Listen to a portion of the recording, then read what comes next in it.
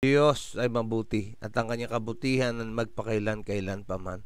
Opo, umawit sa kabutihan ng Diyos, alalahanin kung paano ang ating Diyos ay hindi nagpabayaan, hindi tayo kinalimutan na tapat sa kanyang pangako na tayo sinamahan at tayo ay pinagsanggalang, tayo binless ng Diyos at nasumpungan natin sa ating pong mga personal na karanasan ang mga pagkakaloob ng Diyos ng ating pong mga hinihiling, ang kanyang pagpapatuloy ng kanyang tapat at pag-ibig na wagas.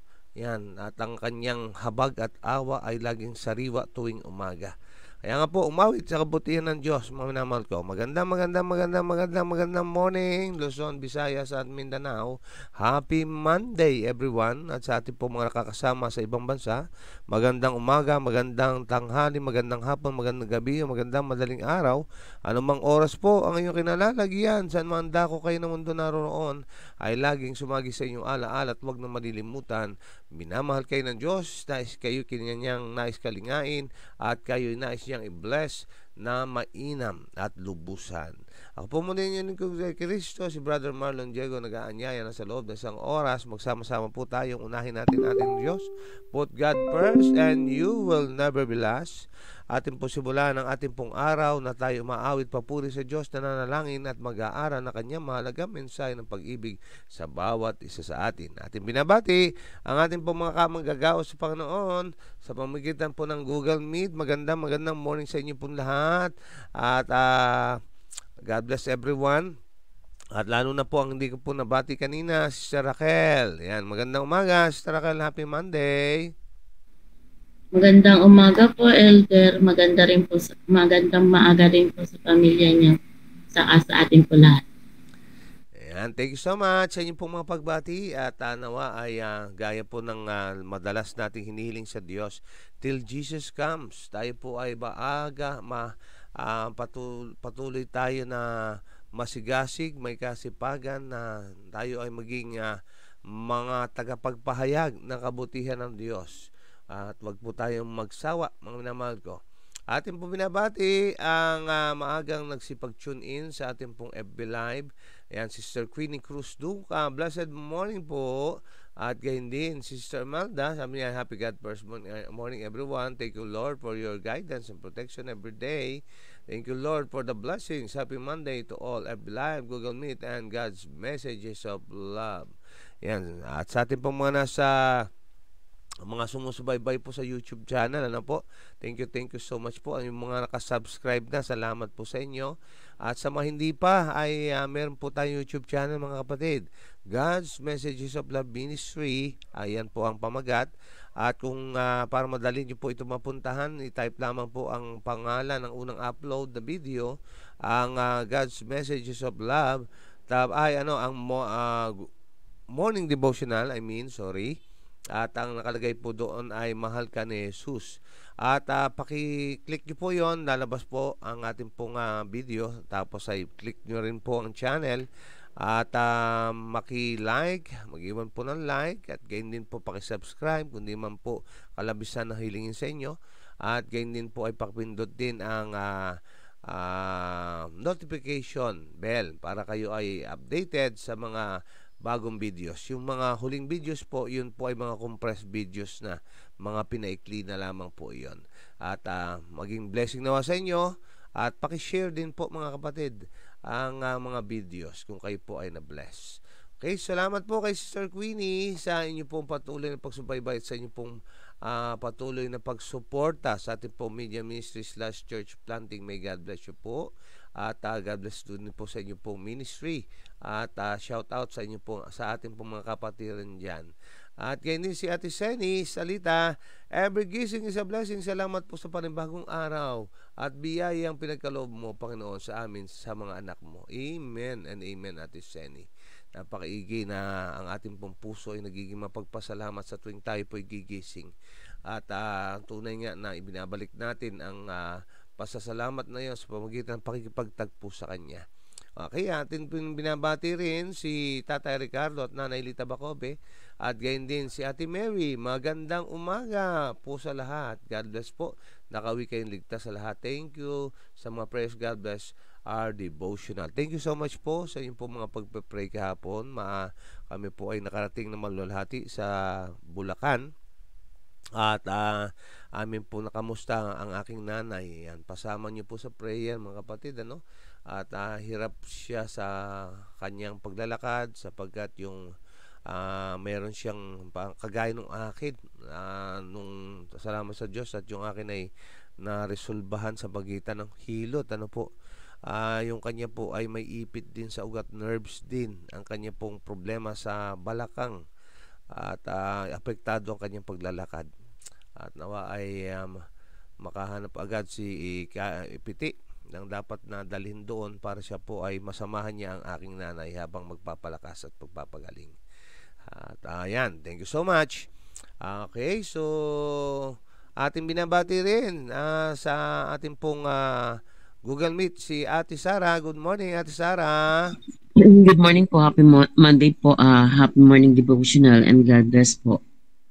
Ayan, thank you so much po. At ating binabati po ng happy birthday, maligayang kaarawan si Ate Ami Ramos. Yan, ating po binabati kayo, no? Nawa ay marami pang birthdays at ang blessing ng Panginoon ay sumagana po sa inyo sa lahat ng aspeto ng buhay at kayo po ay pakaingatan, gabayan ng ating pong mahal na Panginoon Diyos. Salamat po sa lahat ng mga nagsishare. Pamanin po at wala na tayong oras para sa ating pong mga pagbati. At ang oras mo natin, time check, 5:54 in the morning. Tayo po ay gumising-gising na, bumangon-bangon na at halina po, tayo po ay mag-morning devotional na. Ang buong family ay akayin po at isama. Wala pong maiiwan at magtungo sa altar ng Panginoon at magkakasama, nagkakaisa sa ilalim ng bandera ng ating pong Prinsipe Emmanuel ay ating sasabihin, as for me and my house, we will serve the Lord. God loves the family, mga minamahal ko. Kaya nga po, pagpahalagahan ng pamilya, huwag tayong patumpik-tumpik at nahahayaan natin ang ating sambahayanan ay hindi magkakasamang nagtitipon sa Panginoon. Okay, so bago tayo umusad, tayo po muna ay manalangin. Dakila naming Diyos, manaming banal, narito kami at nagnanais ng inyong pagtuturo muli.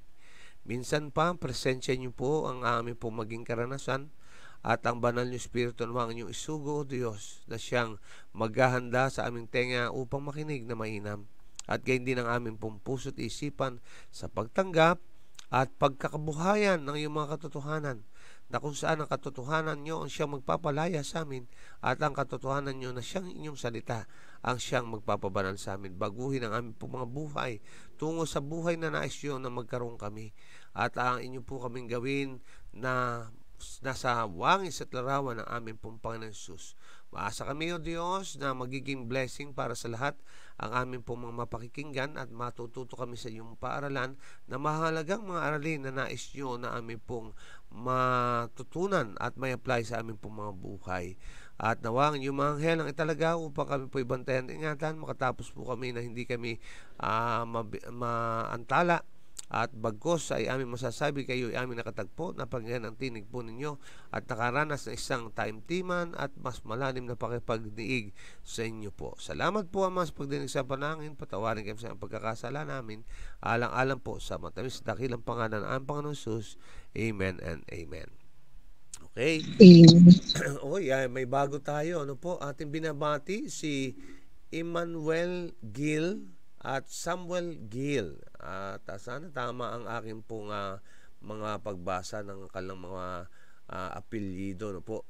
Yan, ang sabi dito ay blessings. Yan, thank you sa inyo pong pagsubaybay. God bless po. Okay, hayaan nyo natin po share sa screen ang atin pong talakayin ngayong umaga. Maganda po ito at napakahalaga na atin pong matutunan, mga minamahal ko. Isang talata ang naalala ko. Mga patawad nga kayo upang kayo'y patawarin ng iyong Ama na nasa langit. Sapagkat ang ating pong pag-aaralan ngayon, isang halimbawa ng pagpapatawad. Hulyo 14.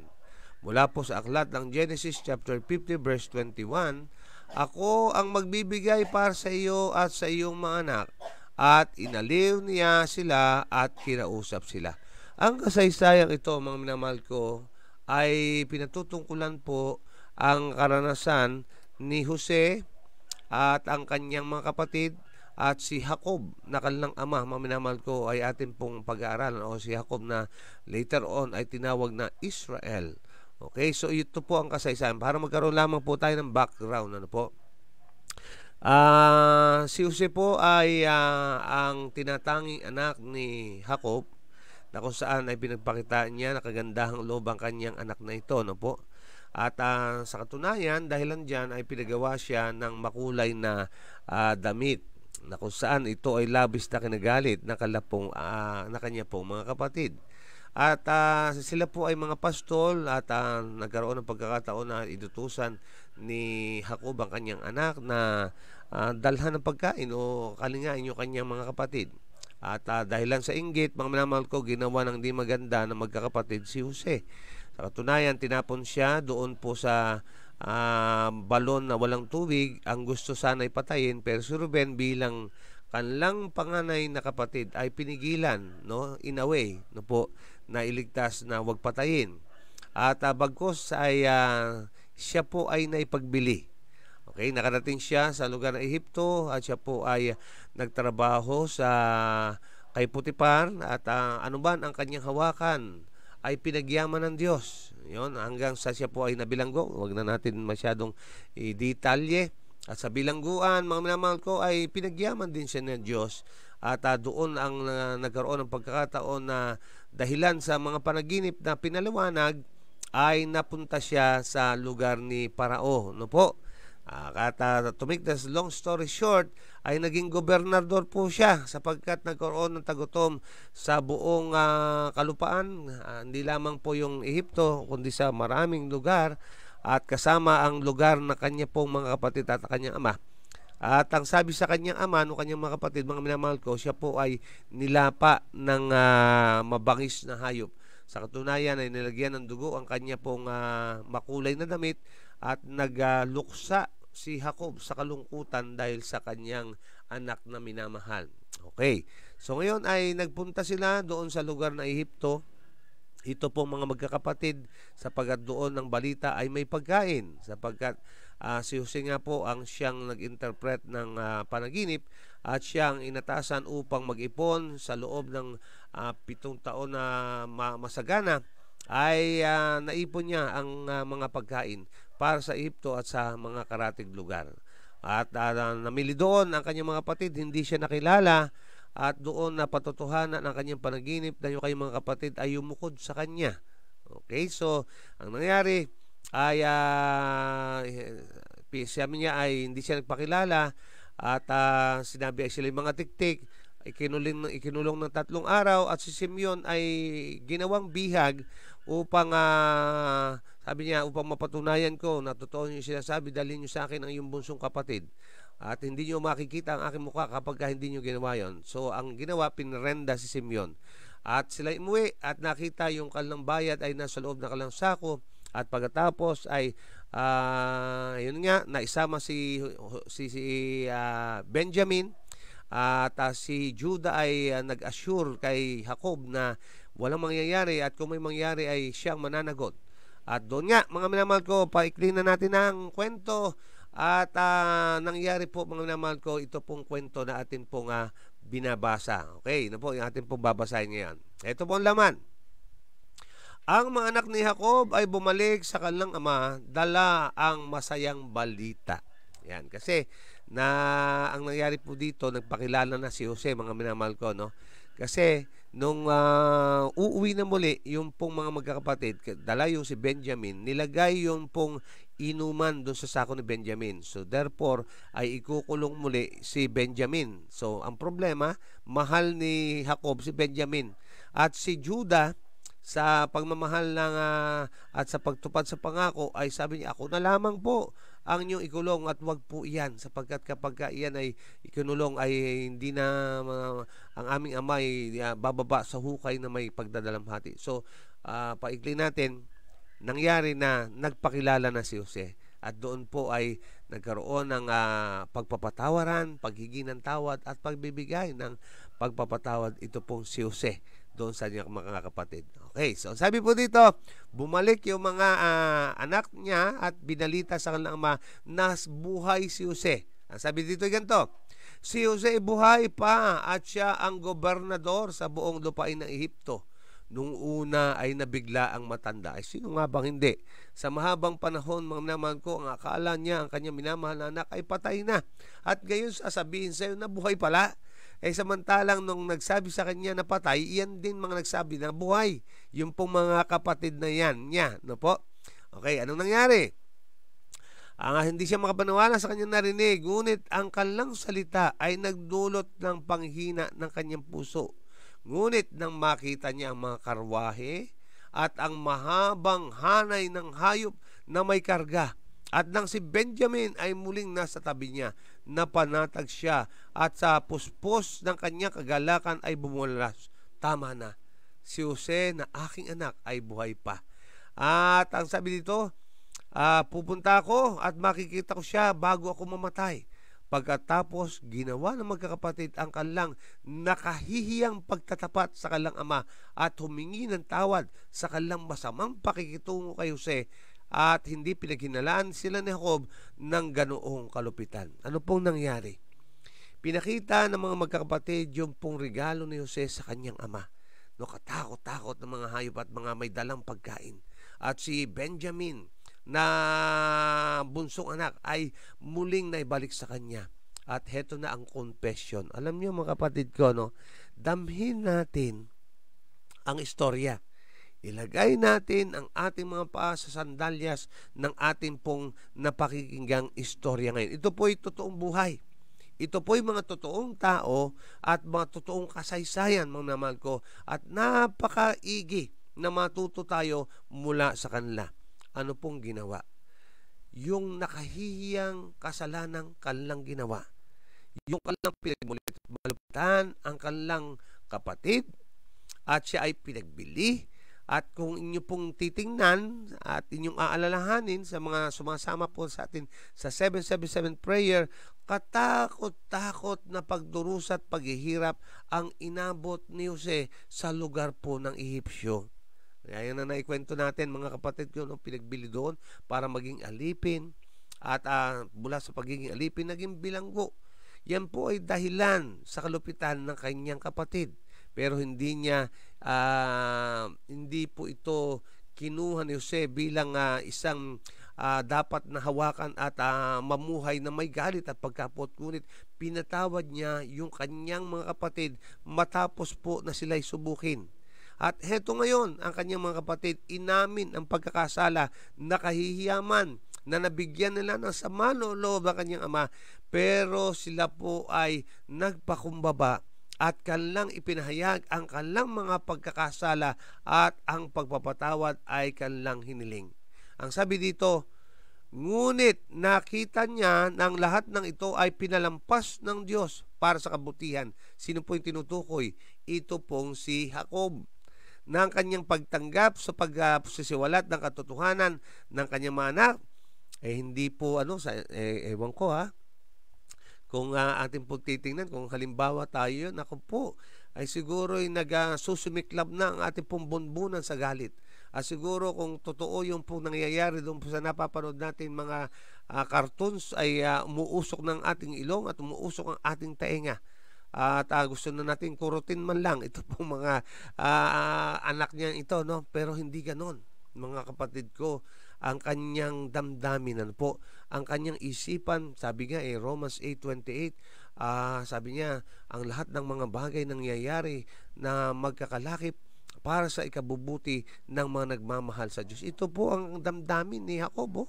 Sabi niya, at pinalampas ito ng Diyos para sa kabutihan at pinatawad at pinagpala niya ang kanyang mga anak na nagkamali. Grabe, ano po? I'm sure meron po kayong mga karanasan na may share dito. Actually, ako po ay may naalala dito sa ating pong pinag-uusapan, unconditional love. Mga kapatid ko, ang pinapakita dito, no? Naalala ko yung aking minessage sa isang nating kapatid, talagang inspirasyon po yon. Yung pong karanasan na yun na aking napakinggan. Unconditional love, mga minamahal ko. Kakaiba, very Christ-like ang karakter na ito na pinakikita ng atin pong mga istorya. Si Jose At gayon din po si Jacob, no po.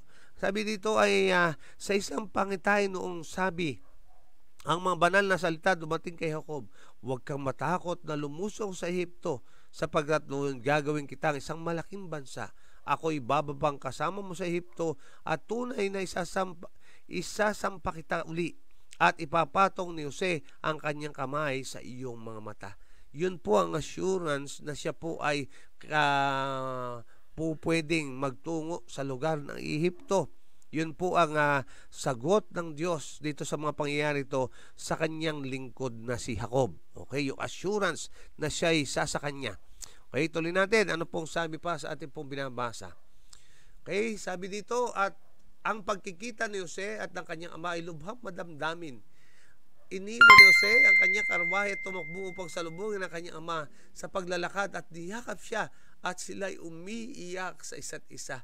At sinabi ni Israel kay Jose, ngayon ay hayaan mo akong mamatay, yamang nakita ko ang iyong mukha sapagkat ikaw ay buhay pa. Alam niyo po, no? Litratuhin natin yung pong pangyayari, no? Sinalubong ni Jose ang kanyang amang minamahal. At habang ang kanyang ama na inaakalang ang kanyang anak na minamahal ay patay na, at narito tumatakbo na siya ay sinasalubong, makakita natin yung pong emosyon na meron sa kanila. Actually, ako yung nagiging emotional, ano po. Kasi nalilitrato ko kung ano yung senaryo, ano po, na kung saan ay niyakap nila at lubos na umiiyak at pinapahayag ang kalang pagmamahal at kasabikan at ang pananabik ng minamahal ko naroon. Kaya nga, sabi dito sa komento ni Jacob, sa kasiyahan mga tingnan nyo, hayaan mo akong mamatay. Yamang nakita ko ang iyong mukha sapagkat ikaw ay buhay pa. Ito po ang sabi, ang mga huling taon ni Jacob ay mas mapayapa. Ang kanyang anak ay tumalikod sa kanilang masamang lakad. Si Jose ay naibalik sa kanya at napaligiran ng bawat kaaliwan na magbibigay ng punong ministro ng Ehipto at sa lipunan ng kanyang anak. Siya ay dumaan ng malumanay at may nahon patungo sa libingan. Ilang sandali bago siya mamatay, magtipon ang kanyang anak sa paligid niya upang tanggapin ang kanyang pagpapala at makinig sa kanyang huling mga salita ng payo sa kanyang pagsalita sa kanila. Sa huling pagkakataon, ang Espiritu ng Diyos ay sumasa kanya at inayag niya sa harap nila ang kanilang nakaraang buhay at bumigas din ng mapropesiya na umabot sa malayong hinaharap. Ano pong nangyari?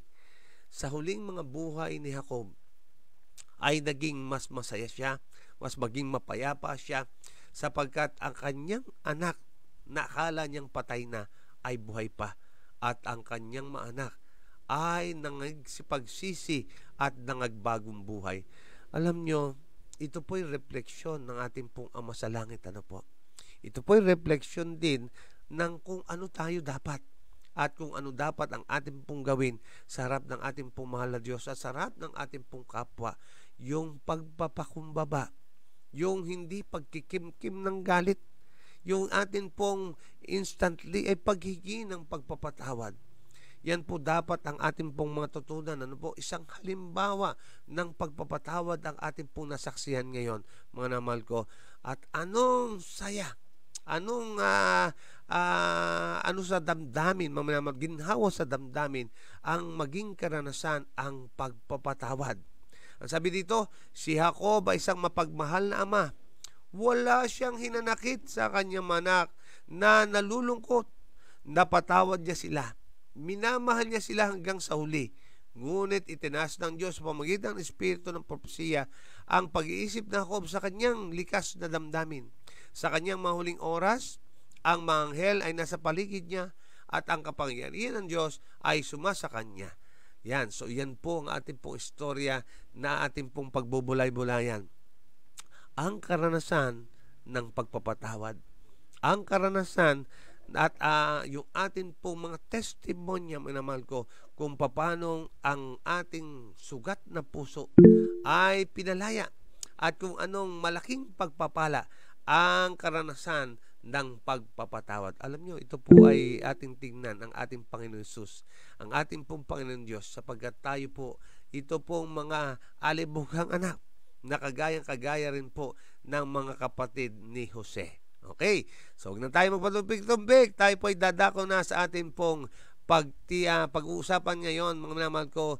At go ahead po, Ate Edith. Thank you so much po sa inyong pong pangunguna. Magandang morning po sa lahat ng kapatid. Alam niyo, ang pagpapatawad is hindi po mahirap na magpatawad sa isang, kumbaga, sa ating mga anak. No matter na anong gawin nila, tayo po as mga magulang is huwag tayong magpakamataas na yung hindi natin sila akayin sa magandang pag-ugali, ganyan. Kaya itong mga example na ito sa mga anak ni Jacob is humingi sila ng tawad sa nagawa nilang mga pagkakasala. Kaya as a parent, pagka ang mga anak natin is humingi ng patawad sa atin. Kahit ilang beses niya tayo as mga magulang is mapasama ang loob. Tayo po is wag nang magpaka-taas-taas as mga magulang. Sabihin mo kasi nakagawa ka ng ganito, ganyan. Wag na po nating ibalik kung ano man po yung nakaraan na kasi ang inaano natin as mga magulang is yung patawarin natin ang ating mga anak sa kanilang ginawa. At iyon po is slowly is talagang sila na din po ang babalik sa atin kagaya ng nangyari sa mga anak ni Jacob na sa ginawa nila kay Haring David. Kaya napatawad sila ni bagamat masakit yung kanilang ginawa dahil nga kala niya is patay na nga si Haring David, but still is nagbalik sa kanya at saka masaya sa ang puso niya kasi akala ko patay na ang aking anak, pero ito pala siya, buhay na buhay.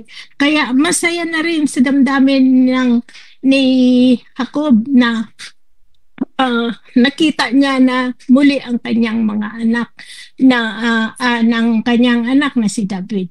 Kaya salamat din sa kanyang mga anak kasi may pinagdaanan sila as a family. Sabi nga, sama-sama together dahil may mangyayari sa isang kapatid,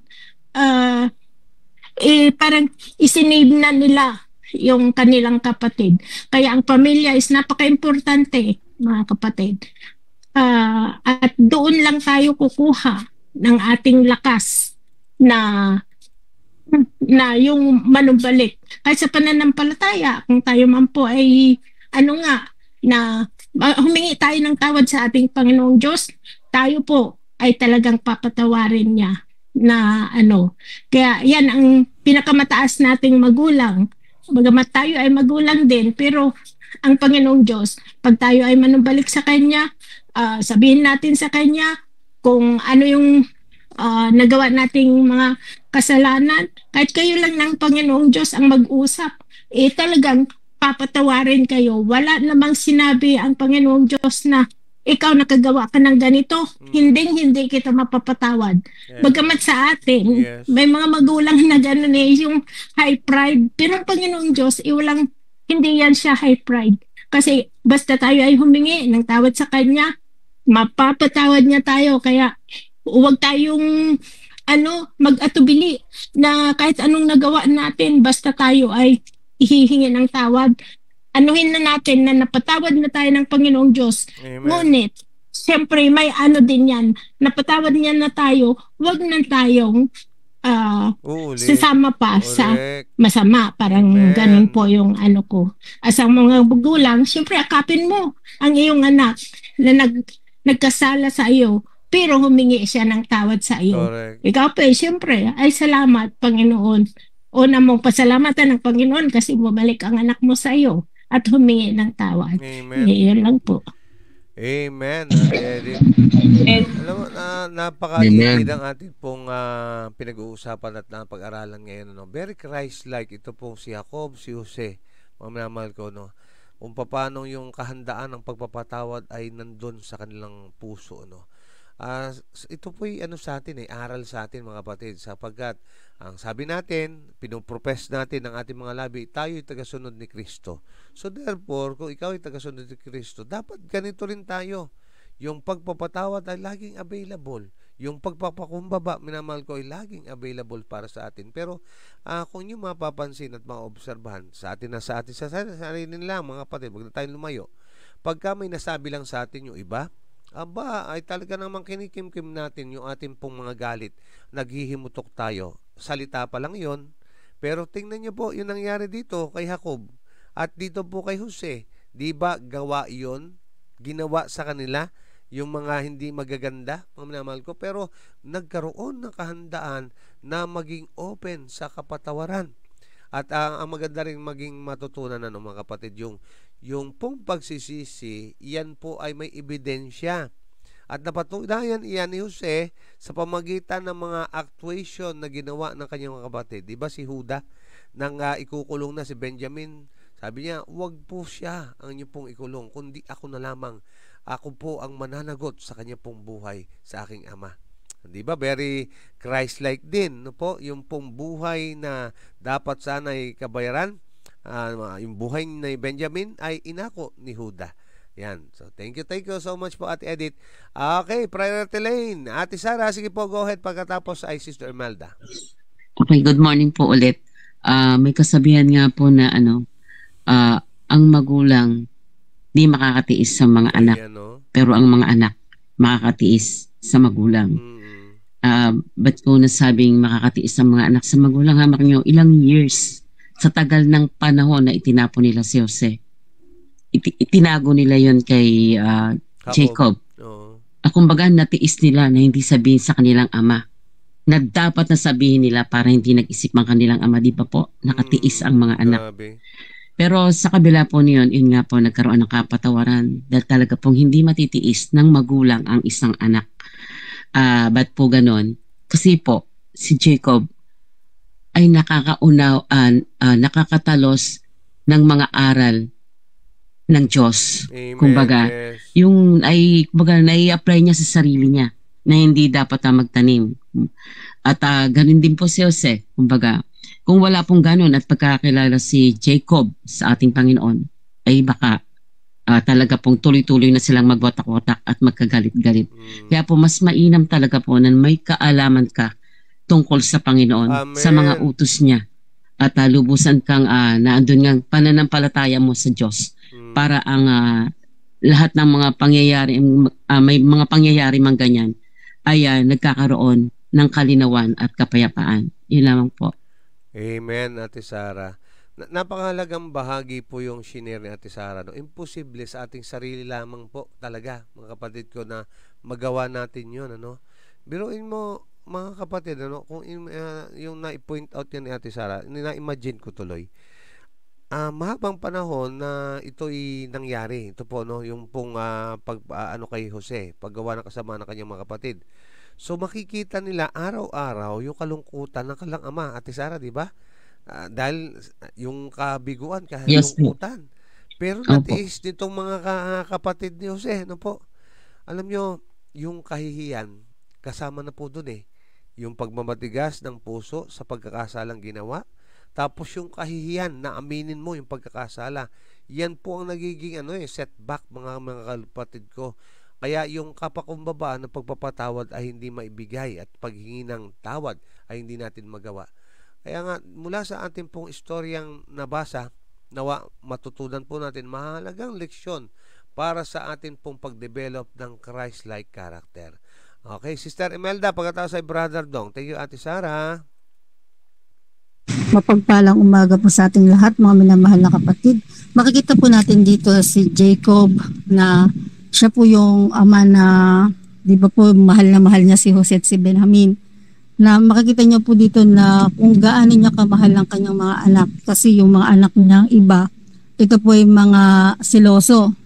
Tapos si Jose naman po dito, lahat ng pinagpala po siya ng Panginoon ng lahat ng hawakan ng kanyang mga kamay.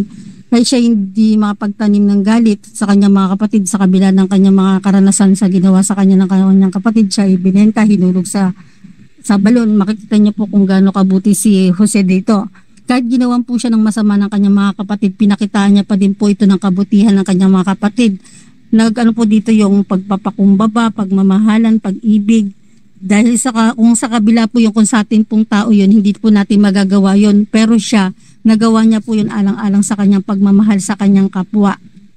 Makikita rin po natin dito kung gaano ka si Jacob, dahil si Jacob po ay sa kabila po ng mga kaganapan na yun, pinatawad niya po ang kanyang mga anak at nagkaroon po sila ng magandang relasyon ng bandang huli. Kaya sana po naway sa atin po maging ganun din tayo na meron tayong pag-ibig sa isa't isa, meron tayong pananampalataya, meron tayong pakumbabaan, pagmamahalan, na sa kabila ng mga kaganapang ito, dapat wag po tayo magtatanim ng galit sa bawat isa sa atin. Kaya dapat po maging kagaya po tayo ni Kristo kung paano po tayo niya tinutulungan. Dapat ganun din po yung pag-ibig natin sa ating kapwa. Magandang umaga po at happy Monday po sa lahat.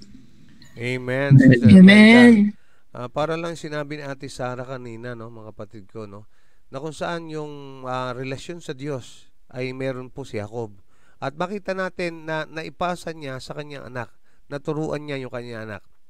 Partikular si Jose, sapagkat nakita natin yung parehas na ugali na meron.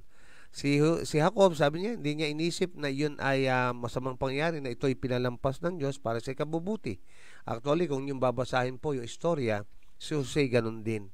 Sabi niya, hindi kayo ang naglagay sa akin dito, kundi ang Panginoon ang nagpauna sa akin upang iligtas ang buhay ng kanyang bayan, Israel. Yan. So napakagandang po 'yun, pag-uugali Kaya nga nawa tayo po bilang mga lingkod, bilang sinasabi ng ating bibig na tayo ay mga tagasunod ni Kristo, ay matutunan natin ang kapakumbabaan. Matutunan natin ang pag-amin ng pagkakasala. Matutunan natin ang paghingi ng pagpapatawad at pagbibigay ng patawad sa ating pong kapwa-tao. Okay, Brother Dong, go ahead para sa pagkatapos mo ay Brother Alan. Maganda po yung ating nag-aaralan. Kasi po pag-aaralan po natin itong kasaysayan ni Jose sa 7-7 prayer. Nabasa po natin lahat.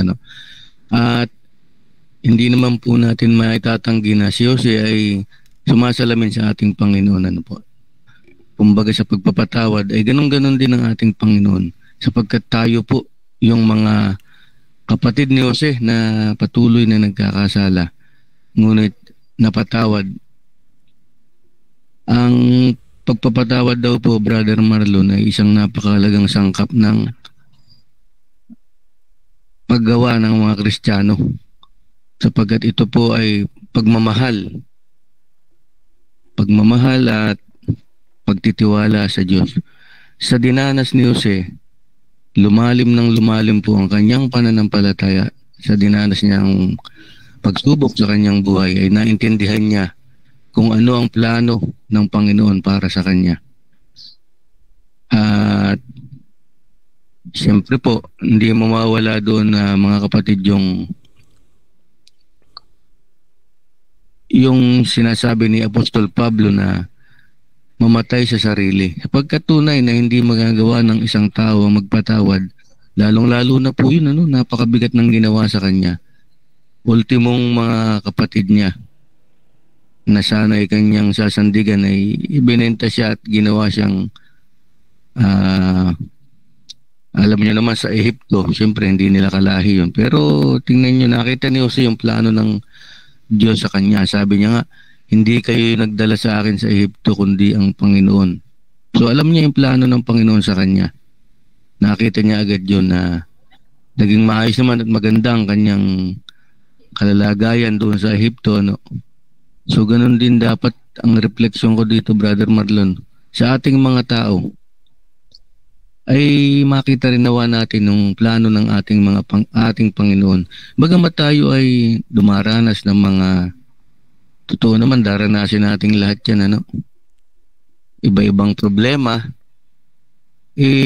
makita natin na may plano ang Panginoon para sa atin. Hindi lang mga puro, yun, tama yung halimbawa ng pagpapatawad ay isang pagmamahal.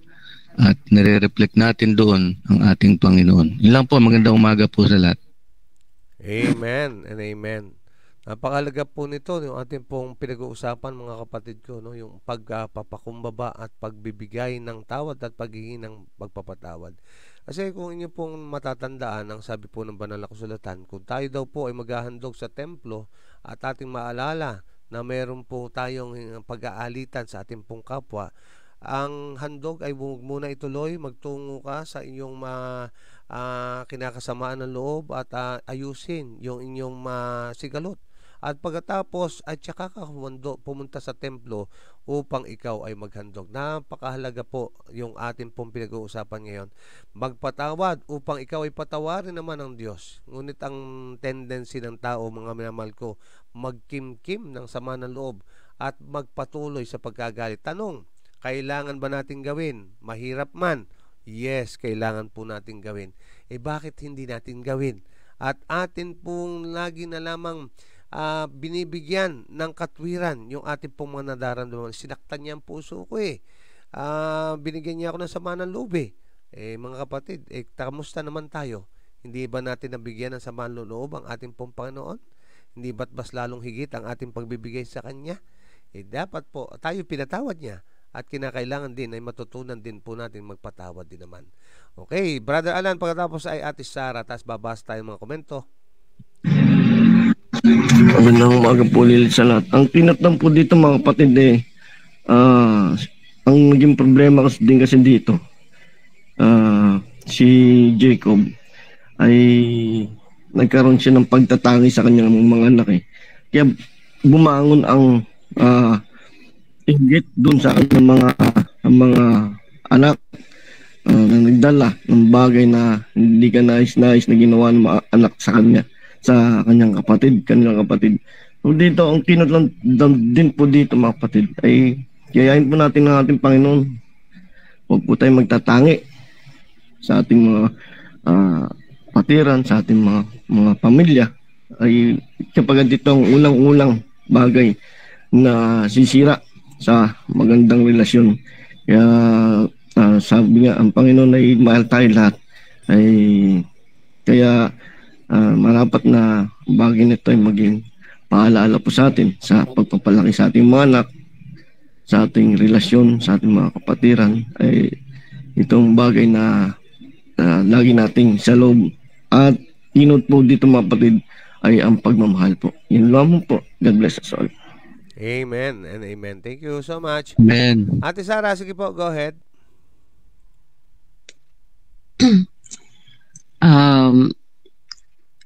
Speaking of pagtatangi, kumbaga, siguro kaya si Jacob ay mayroong special na attention kay Jose.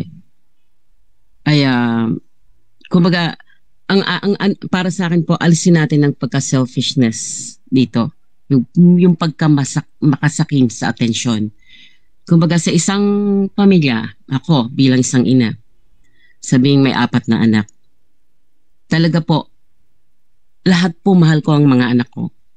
Pero sa itinatangi, wala Kumbaga, pantay-pantay sila. Pero, may special po, katulad po ni Job. Ano ang ko kay Joffrey? Kasi po, sa kalagayan niya. May special need. Kumbaga, dapat na unawain ng ibang anak. Correct. Kung bakit, hindi sa itinatangi Meron siyang isang anak na talagang ganun na lang ang pagtingin ng magulang. Kumbaga, kasi yun nga, yung kanyang katangiang ganun. Kasi yung ibang anak talaga hindi nila nauunawaan. Kung ano yung kaya mo napadarama sa isang anak mo na yun bagamat sila talaga ay pantay-pantay. May mga anak na hindi nauunawaan kung ano yung nararamdaman ng isang magulang sa isang anak na yun na sinasabi na katulad ni Jose. Kumbaga, ang kailangan po dyan lawak ng kaunawaan. Correct. Para magkaroon ng kaunawaan ng bawat isa. Kumbaga ganon. Ang inisip kasi ng ibang anak ni Jacob, yung makasarili.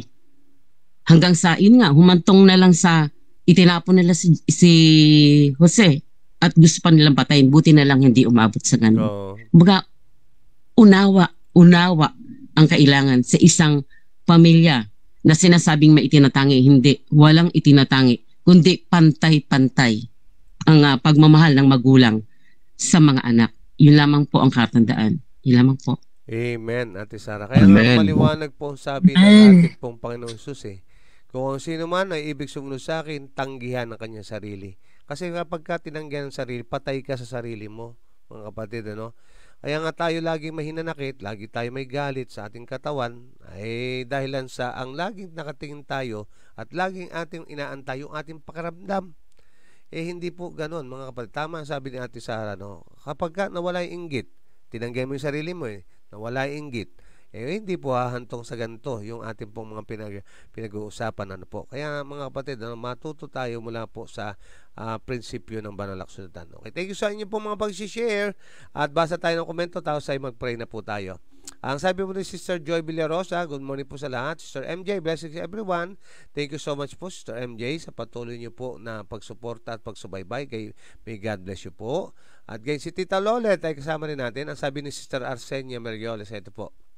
Sabi niya ganito, bagaman alam natin na ang nagkakasala at nakagagawa ng kasamaan ay dala ng damdamin sa pagkainggit at galit, pero kung pangungunahan nating manalangin sa Panginoon, ay gagaan ang ating damdamin para mapatawad natin ang nagkasala sa atin, gaya ng ating Panginoon na nagpatawad. Sabi nga, nakakapagpatawad nga ang Diyos, tayo pa kaya na tao lamang. God bless po sa ating lahat. Yan, napakalagang lesson po ang ating pong napag-aralan ngayon, no? At kasama rin natin si Ate G. Conocido, si Sister Rosalie Nersa Jones, at gayon din si Nanay Aurora Eranya. Ay happy po, magandang umaga sa mga kapatid kay Kristo, mga kaibigan. Amen. Ayan, ang sabi ni Ate Mary, pagpapatawad, kapakumbabaan, pag ito hindi natin inalis sa buhay natin, wala tayong kaligtasan, pero idalangin sa Panginoon ang ating mga kahinaan. Tumagal ako sa panampalataya, sa nakilala, sinikap ko sa tulong ng Panginoon, inalis ko ito, kaya narito pa ako. At mas maraming blessing pa kung wala kang Diyos sa buhay, walang blessing. Sabi nga, po matulad kay Jesus. Opo, amen. At yan yung inawit nung Sabado na Ate Mary. Yan, pagiging Christ-like, yan po dapat ang atin pong maging karanasan.